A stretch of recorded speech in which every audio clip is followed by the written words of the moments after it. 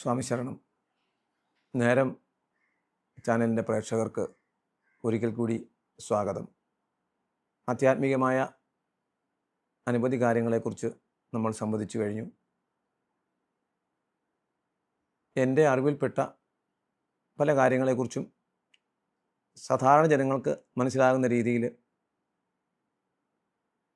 ആധ്യാത്മികമായ കാര്യങ്ങൾ ഒന്ന് പ്രചരിപ്പിക്കുക എന്നുള്ളതാണ് ഈ ചാനലിലൂടെ ലക്ഷ്യമിടുന്നത്. എൻ്റെ അറിവുള്ള ചില കാര്യങ്ങൾ നിങ്ങൾക്ക് വേണ്ടി അവതരിപ്പിക്കാം. ഇന്ന് ഞാൻ ഇവിടെ പറയാൻ വരുന്നത് കർക്കിടക മാസത്തിൽ അമാവാസി ദിനത്തിൽ നമ്മൾ എല്ലാം ബലിയിടാറുണ്ട്. ഈ ബലിയിടുന്നതിനെക്കുറിച്ച് അനവധി സംശയങ്ങളും അനവധി ആചരണങ്ങളിലുള്ള വ്യത്യസ്തതകളും കേരളത്തിൽ അങ്ങോളം ഇങ്ങോളം നിലനിന്ന് വരുന്നുണ്ട്. ദേശാചാരം അനുസരിച്ച് പല മാറ്റങ്ങൾ നമുക്ക് ഉൾക്കൊള്ളാമെങ്കിലും അടിസ്ഥാനപരമായിട്ടുള്ള ചില സങ്കല്പങ്ങൾ നമുക്ക് അതിൽ നിന്ന് വ്യതിചലിക്കാൻ ഒട്ടും സാധിക്കുകയില്ല. അതിനെക്കുറിച്ചാണ് ഇന്ന് പറയാൻ ഉദ്ദേശിക്കുന്നത്.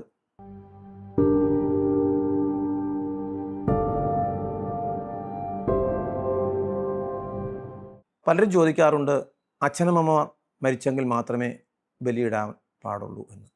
അങ്ങനെയില്ല.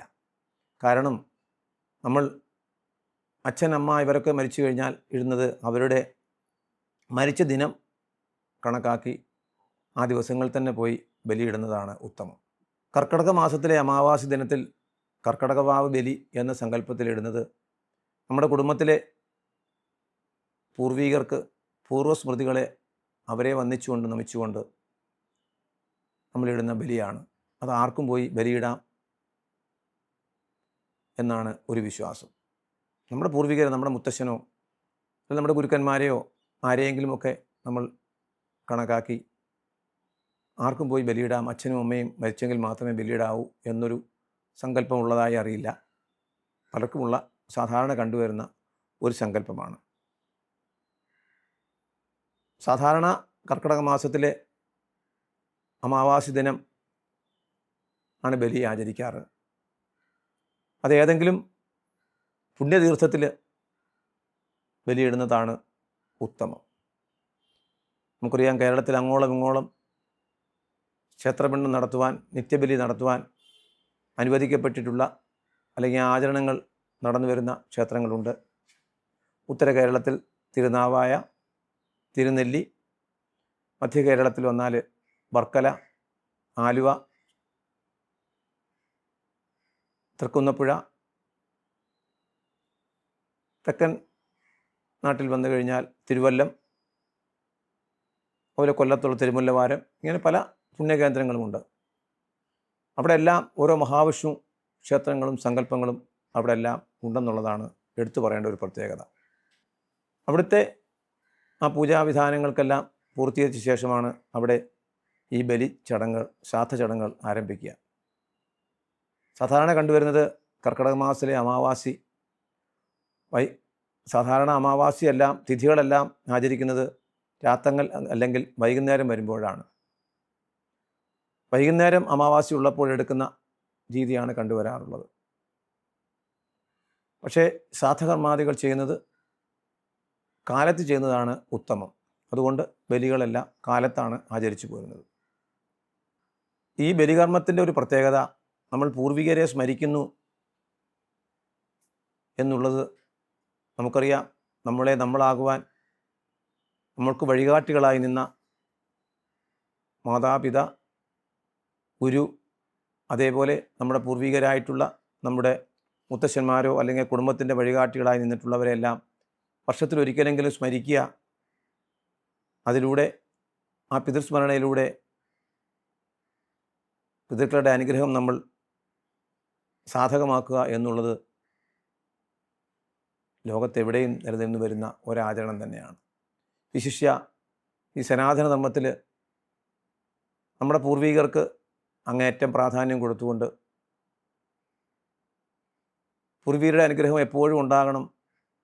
നമ്മൾ പിൻഗാമികളായി നമ്മൾ ജീവിക്കുമ്പോൾ അവർ തുടങ്ങി വെച്ച അല്ലെങ്കിൽ അവർ കാണിച്ചു തന്ന ആ പാതയിലൂടെ സഞ്ചരിക്കുവാൻ നമ്മൾ ബാധ്യസ്ഥരാണ്. അതിലൂടെ തന്നെയാണ് നമ്മൾ സഞ്ചരിച്ചു വരുന്നത്. അതിൻ്റെ എല്ലാം പൂർണ്ണതയ്ക്ക് വേണ്ടി, നമ്മുടെ പൂർവികരുടെ അനുഗ്രഹത്തിന് വേണ്ടി നമ്മൾ ചെയ്യുന്ന ഒരു മഹത്തരമായ ഒരു യജ്ഞമാണ്, അല്ലെങ്കിൽ ഒരു കർമ്മമാണ് ഈ പൂർവിക സ്മരണയായി നമ്മൾ സമർപ്പിക്കപ്പെടുന്ന ഈ ശ്രാദ്ധം. വർഷത്തിലൊരിക്കലെങ്കിലും അവരെ നമ്മൾ സ്മരിക്കുക എന്നുള്ളതാണ് അതിൻ്റെ പ്രത്യേകത.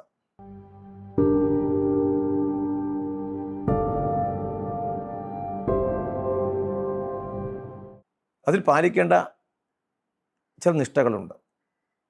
കർക്കിടക വാവ് ബലി എന്നാണോ ആചരിക്കുന്നത്, അത് തലേ ദിവസം ഒരിക്കൽ ആചരിക്കുക എന്നൊരു ചടങ്ങ് ഉണ്ട്. കാരണം ഒരു നേരം മാത്രം ഭക്ഷണം കഴിക്കുക, ഒരു നേരം വളരെ ലളിതമായിട്ട് എന്തെങ്കിലും ഫലമൂലാദികളോ അല്ലെങ്കിൽ അങ്ങനെയുള്ള വെള്ളമോ അല്ലെങ്കിൽ എന്തെങ്കിലും കഴിക്കുക. തീരെ നിവൃത്തിയില്ലാത്തവർക്ക് വളരെ ലഘുവായ ഭക്ഷണം മാത്രം കഴിക്കുക. ഒരു നേരം ഭക്ഷണം കഴിക്കുക. അത് നിർബന്ധമായിട്ടും സസ്യ ആഹാരം മാത്രം കഴിക്കുക. സസ്യേതര ആഹാരം ഒഴിവാക്കുക. കാലത്തും വൈകിട്ടുമുള്ള കുളി, പ്രാർത്ഥന, നിത്യനിദാനമായി ആചരിക്കപ്പെടുന്ന പ്രാർത്ഥനകളും ജപങ്ങൾ, ഇതൊന്നും മുടക്കാതെ ഇരിക്കുക.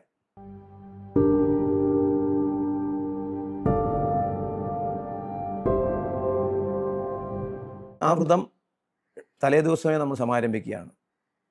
ബലിയുടെ അന്ന് കാലത്ത്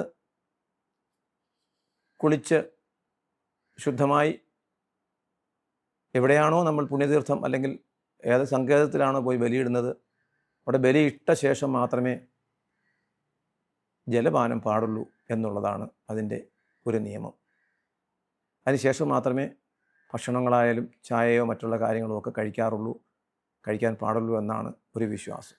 കാര്യം പൂർണ്ണമായും നമ്മൾ മനസ്സും ശരീരവും ആ പിതൃക്കളുടെ മുമ്പിൽ സമർപ്പിച്ചുകൊണ്ട് ആത്മസമർപ്പണത്തോടുകൂടി അവർ നമ്മൾ നൽകുന്ന ബഹുമാന പുരസ്സരം ഭക്തിയോടെ നമ്മൾ നൽകുന്ന ഒരു യജ്ഞമാണല്ലോ ഈ ബലികർമ്മം.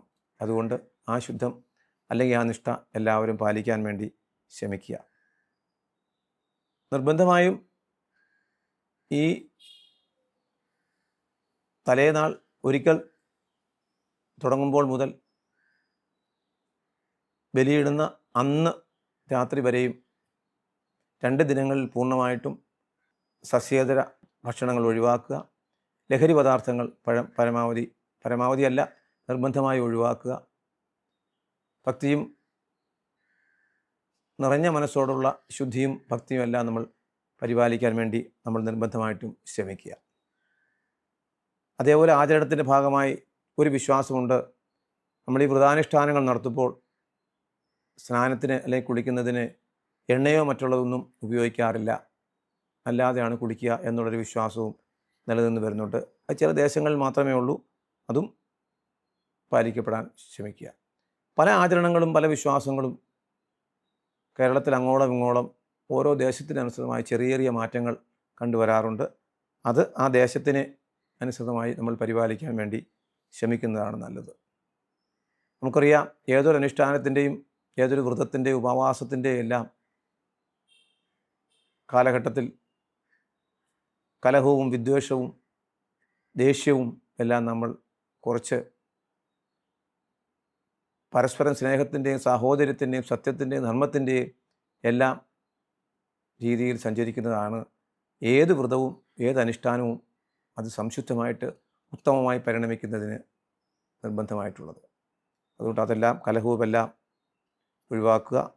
ഈ ബലികർമാദികൾക്ക് തലേ ദിവസം ഒരിക്കലെടുത്തിരിക്കുന്ന കാലഘട്ടം മുതൽ ബലിയിടുന്ന അന്നും അശുദ്ധമായിട്ടുള്ള സ്ഥലങ്ങളിൽ പോകാതിരിക്കുക, അശുദ്ധമായ വസ്തുക്കൾ തൊടാതിരിക്കുക, തലേ ദിവസം തയ്യാറാക്കിയ ഭക്ഷണങ്ങൾ കഴിക്കാതിരിക്കുക.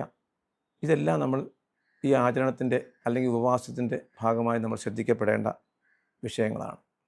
ഒരു പക്ഷേ നമ്മൾ ബലിയിടാനെല്ലാം തീരുമാനിച്ചു, പുലയോ വാലായ്മയോ നമുക്ക് സംഭവിച്ചാൽ ആ വർഷം നമുക്ക് ആ പുലവാലായ്മ ഉള്ള കാലഘട്ടത്തിലാണ് ഈ അമാവാസി വരുന്നതെങ്കിൽ നമുക്ക് ബലിയിടാൻ സാധിക്കുകയില്ല. ബലിയിടരുത്.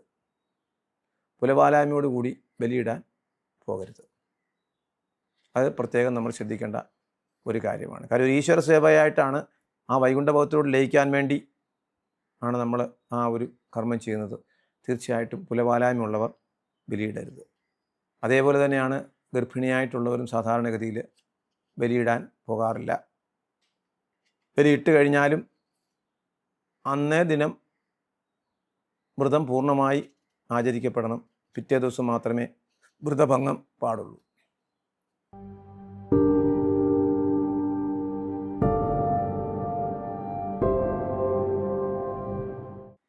ഈ കർക്കിടക മാസത്തിൽ നമ്മൾ ആചരിക്കപ്പെടുന്ന ഈ ബലി, വാവുബലി, ഒരു കുടുംബത്തിലെയോ അല്ലെങ്കിൽ ഒരു ഭവനത്തിലെയോ ഒരാളിൻ്റെ പേരിലോ അല്ലെങ്കിൽ ഒരാളുടെ സങ്കല്പത്തിലോ അല്ല. സമസ്ത പിതൃക്കൾക്കും വേണ്ടിയാണ് നമ്മൾ ഈ കർക്കിടക മാസത്തിലെ ബലി ആചരണം നടത്തുന്നത്. ബഹുഭൂരിപക്ഷം ആൾക്കാരും ഇതേപോലെ പുണ്യതീർത്ഥങ്ങളിൽ പോയാണ് ബലിയിടാറുള്ളത്. ഒരുപക്ഷെ അതിന് ഒട്ടും സാഹചര്യമില്ലാത്തവർ സ്വഭവനത്തിൽ തന്നെ ബലിയിട്ട് വരുന്ന ഒരു കീഴ്വഴക്കവും കാണാറുണ്ട്.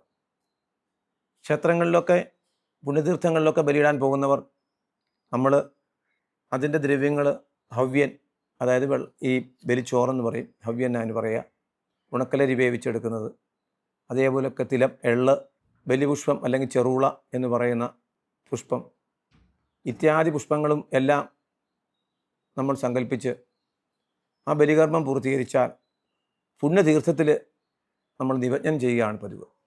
പക്ഷേ സ്വന്തം ഭവനത്തിലാണ് ഇത് ആചരിക്കുന്നതെങ്കിൽ അത് ചാണകം മെഴുകിയ തറയിൽ നമ്മൾ വാട്ടിയ ദൂഷണലയിൽ ഇതെല്ലാം സമർപ്പിച്ച് ബലിയിട്ട ശേഷം ഇതിനെ തുറസായ സ്ഥലത്ത് ചാണകം മെഴുകി അവിടെ ജലം കുടഞ്ഞ ശേഷം ഈ ഹവ്യൻ അല്ലെങ്കിൽ പിണ്ടം വെക്കുന്ന ആ ഹവ്യൻ ഉൾപ്പെടെ അവിടെ കൊണ്ട് സമർപ്പിക്കുന്നു. അത് കാക്ക വന്ന് കഴിക്കുന്നു എന്നുള്ളതാണ്. കാക്ക വന്ന് കഴിച്ചു കഴിഞ്ഞാലാണ് ആ പിതൃ നമ്മൾ സമർപ്പിക്കപ്പെട്ട ആ ശ്രാദ്ധം സ്വീകരിച്ചു എന്നുള്ളൊരു വിശ്വാസവും ആശ്വാസവുമാണ് നമുക്ക് ലഭിക്കാറ്. ഇതിന് ഉപയോഗിക്കപ്പെടുന്ന ദ്രവ്യങ്ങളെല്ലാം ഓരോ സങ്കല്പത്തിലുള്ളതാണ്. കറുക അല്ല, ബലിപ്പൂവ് അല്ലെങ്കിൽ ചെറുള എന്ന് പറയുന്നത് യമദേവൻ്റെ ഒരു സങ്കല്പമായിട്ടും, തിലം സർവപാപഹരമായിട്ടും, പൃഥ്വിൻ്റെ സങ്കല്പമായിട്ട് ചന്ദനവും, സർവ ഭക്ഷണവസ്തുവായിട്ട് കരുതപ്പെടുന്ന ആ ഹവ്യൻ, വെള്ളച്ചോറ് തന്നെ പല രൂപത്തിലും പല ഭാവത്തിലും പല ഉപയോഗങ്ങൾക്കനുസൃതമായി അതിൻ്റെ പേരും മാറുന്നുണ്ട്. നിവേദ്യങ്ങൾക്കെടുക്കുമ്പോൾ വെള്ള നിവേദ്യമെന്നും, ശ്രീഭൂതബലി ഇത്യാദി കർമ്മങ്ങൾക്കെല്ലാം അത് ഹവിസ് എന്നും, പിതൃകർമ്മങ്ങൾക്കെല്ലാം അതിൻ്റെ പേര് തന്നെ ഹവ്യൻ എന്നുമാണ്. അങ്ങനെ ഹവ്യനാണ് നമ്മൾ ബലിക്ക് വേണ്ടി എടുക്കുക. അപ്പോൾ ഇതെല്ലാം ഒരു ആത്മസമർപ്പണമായി നമ്മൾ സമർപ്പിക്കപ്പെടുമ്പോൾ നമ്മുടെ പൂർവികരാട്ട പിതൃക്കളുടെ അനുഗ്രഹം നമുക്ക് ലഭിക്കും എന്നുള്ളത് വളരെയധികം വിശ്വാസപൂർവ്വം ആചരിച്ചു പോരുന്ന പലരുടെയും അനുഭവങ്ങളിലൂടെ നമുക്ക് മനസ്സിലാക്കാൻ സാധിച്ചിട്ടുള്ളതാണ്.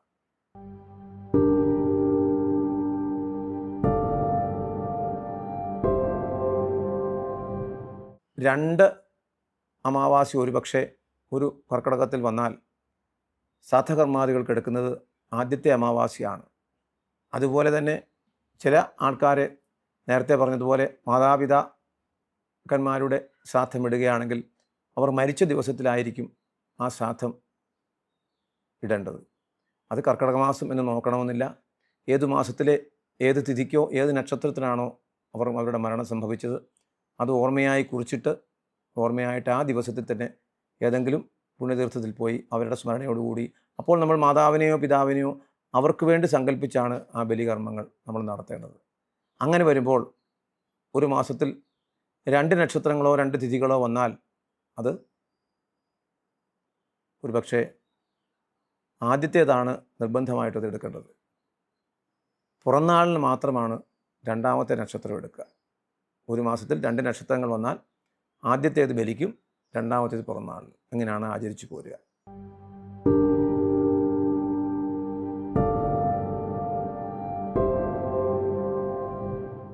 നമുക്കറിയാം, നേരത്തെ പല എപ്പിസോഡുകളിൽ പറഞ്ഞിട്ടുണ്ട് കർക്കിടക മാസത്തിൻ്റെ പ്രാധാന്യം. ഈ കർക്കിടക മാസം പിതൃക്കൾക്ക് അങ്ങേയറ്റം പിതൃക്കളുടെ കാലഘട്ടമായിട്ട് പിതൃക്കളുടെ പ്രാധാന്യമർഹിക്കുന്ന ഒരു മാസമായിട്ടാണ് നമ്മളിതിനെ കണക്കാക്കുക. ദേവന്മാരുടെ ആ പൗഷ്ടികമായ കർമ്മങ്ങൾ നടക്കുന്ന ഉത്തരായന കാലഘട്ടം കഴിഞ്ഞ് ദക്ഷിണായന കാലഘട്ടത്തിൻ്റെ തുടക്കത്തിലാണ് ഈ കർക്കിടക മാസം വരുന്നത്. ഈ കാലഘട്ടത്തിൽ അമാവാസി എന്ന് പറയുന്ന തിഥി പിതൃക്കൾക്ക് പൂർണ്ണമായും അനുകൂലമായ ഒരു ദിനമാണ് എന്നുള്ളതുകൊണ്ട് അമാവാസി ദിനത്തിൽ എല്ലാ പിതൃക്കൾക്കും വേണ്ടിയിട്ട് നമ്മൾ സമർപ്പിക്കപ്പെടുന്ന വളരെയധികം പൗരാണികവും പാരമ്പര്യവുമായിട്ടുള്ള നമ്മുടെ ഭാരത സംസ്കൃതിയുടെ ഉദാത്തമായ ഒരു പിതൃ സമർപ്പണമാണ് ഈ അമാവാസി ശ്രാദ്ധം കർക്കിടക മാസം. അത് ലോകമെമ്പാടും ഇപ്പോൾ ആചരിക്കപ്പെടുന്നുണ്ട്. ഭാരതത്തിലും വിശിഷ്യ എടുത്തു പറയേണ്ട കാര്യം കേരളത്തിൽ അങ്ങോളം ഇങ്ങോളം പല സ്ഥലങ്ങളിലും ഒരുപക്ഷെ ആചരണങ്ങൾ ചെറിയ വ്യത്യാസം വന്നാലും ഈ കർക്കിടകത്തിലെ കറുത്ത പാവന അല്ലെങ്കിൽ അമാവാസിക്ക് ഈ ബലികർമാദികൾ പൂർണ്ണമായി നമ്മൾ നടത്തി വരുന്നുണ്ട്. ഇതെല്ലാം നമ്മുടെ സംസ്കൃതിയുടെ നമ്മുടെ പാരമ്പര്യ സംസ്കാരത്തിൻ്റെ ഉദാത്തമായ ഉദാഹരണങ്ങളാണ്. ഇങ്ങനെ അനവധി സംസ്കാരങ്ങളുടെയും വിശ്വാസങ്ങളുടെയും ആചരണങ്ങളെയും എല്ലാം അങ്ങേയറ്റത്തെ മാതൃകാസ്ഥാനമായ ലോകത്തിലെ ഏറ്റവും എടുത്തു പറയേണ്ട ഒരു സ്ഥലമാണ് നമ്മുടെ ഭാരതദേശം. ഈ ഭാരതത്തിൽ ദേവകാര്യങ്ങൾക്കും അതോടൊപ്പം തന്നെ പിതൃകാര്യങ്ങൾക്കും എല്ലാം ആചരണങ്ങളിലൂടെ ഓരോ വിധികളും വിധാനങ്ങളുമുണ്ട്. അതിലൂടെയാണ് മനുഷ്യന് മോക്ഷപ്രാപ്തിയും സമാധാനവും ശാന്തിയും ഐശ്വര്യവും എല്ലാം നമുക്ക് ലഭിക്കുന്നു എന്നുള്ളതാണ് ഒരു വിശ്വാസവും സത്യവും. ഇതെല്ലാം നമുക്ക് ഈ ആചരണങ്ങളെല്ലാം പിതൃസമർപ്പണമാണെങ്കിലും ദേവസമർപ്പണമാണെങ്കിലും ഇതെല്ലാം മാനവരാശിയുടെ ശാന്തിക്കും സമാധാനത്തിനും വേണ്ടിയുള്ളതാണ് എന്നുള്ളത് ഓരോരുത്തരും മനസ്സിലാക്കുക. അത് ആചരണങ്ങൾ ഭക്തിയോടെയും വിശ്വാസത്തോടെയും ആത്മസമർപ്പണത്തോടുകൂടിയും ചെയ്താൽ അതിൻ്റെ ഫലം പരിപൂർണമായും ലഭിക്കും എന്നുള്ളതും സത്യം തന്നെയാണ്. ഇങ്ങനെ ആചാര്യന്മാരാൽ അനവധി ആചരണങ്ങളിലൂടെ നമ്മുടെ സംസ്കാരത്തെ നമുക്ക് പഠിപ്പിച്ചു തന്നിട്ടുണ്ട്. ഇതെല്ലാം നിലനിർത്തി ശാന്തിയുടെയും സമാധാനത്തിൻ്റെയും